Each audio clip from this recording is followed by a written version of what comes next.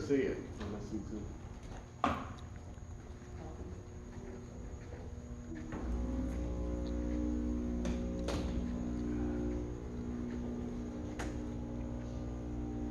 Good boy. Stay. Yeah.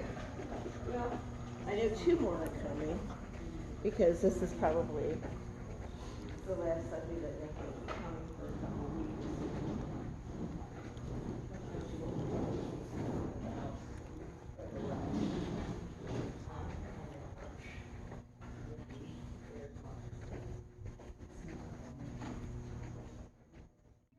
Well, at least a few of you are awake. So we are just learning this song that Chris decided to spring on us, so you're going to be learning it with us as well.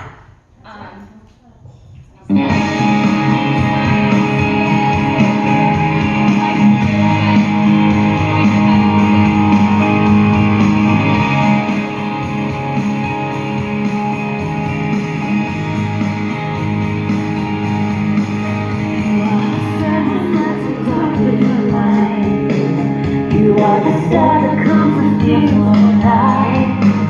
You are the word that brings us all to life. You are the Lord.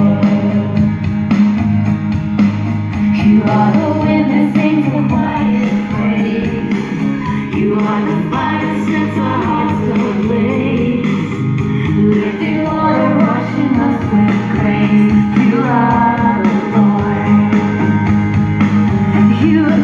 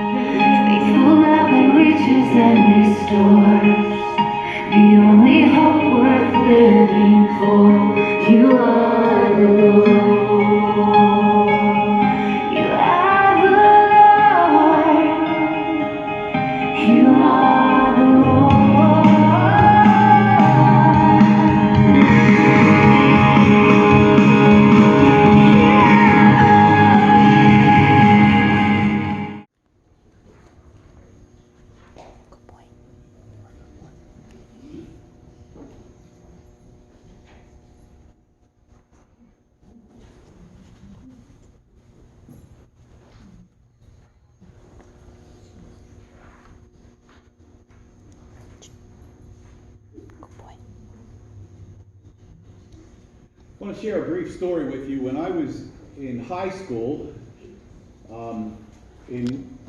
growing up in South Philly, then we moved over to South New Jersey.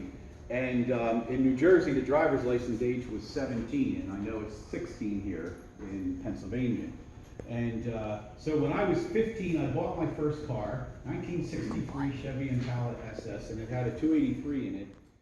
First off, sometimes God brings to our memory things that have hurt others. We just talked about that. Number 2, we need to be able to clearly know and be able to speak what we did. This is the first step of healing for us and the offended. So the first part of making amends is identifying the offense. Have you ever had a conversation where somebody offended you and they come back and they say, I'm sorry, and then you say to them that that was a safe environment? And that takes time. People don't change overnight. It takes time. But they have to really want it, and they have to be sincere about it. But they have to also take specific circumstances and be able to say, this is exactly what I'm doing. This is exactly how I'm changing. And this is who I am becoming. So that's a part of compensation. The compensation needs to be very specific on how things are going to change. And then finally, compensation is not only for to feel better about yourselves, and then to help you move into a higher level of maturity. To close, I want to share a story with you, a true story, about Christians encouraging others to make it right. Telemachus was a monk who lived in the 4th century AD. He felt God saying to him, go to Rome. And he was in a monastery. So he put his possessions in a sack and he set out for Rome. When he arrived in the city, people were thronging all over in the streets, and he asked why all the excitement, and was told that there was that this was the day the gladiators would be fighting to the death. And this was the day of the games and also a circus. And he thought to himself, this many centuries after Christ, and they're still killing each other for enjoyment. So he ran into the Colosseum, and he heard the gladiators saying, Hail Caesar, we die for Caesar. And he thought, this isn't right. So he jumped over the railing, he went into the middle of the field, but he got up, and he ran back up, he stood up again, and he said again, in the name of Christ, forbear, or do what's right. And the crowd began to chant. He gasped out, in the name of Christ, forbear, or do what's right. Face me a little bit where you can see. Honey, face me.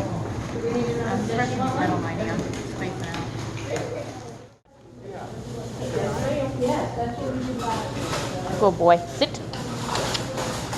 Naki, sit. Good boy. Seatbelt. Need your seatbelt. There we go.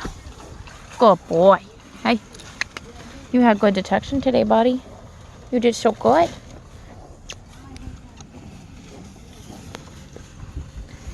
You had good detection. Yes. He's a good boy. He's such a good boy. Have kisses? Oh, good boy. He's my good boy. You did good with your detections today, Goofy. Yeah. You're a good boy. You were a good boy. You're a very good boy. You helped mommy. Such a good papa. Yes, you can have the window down.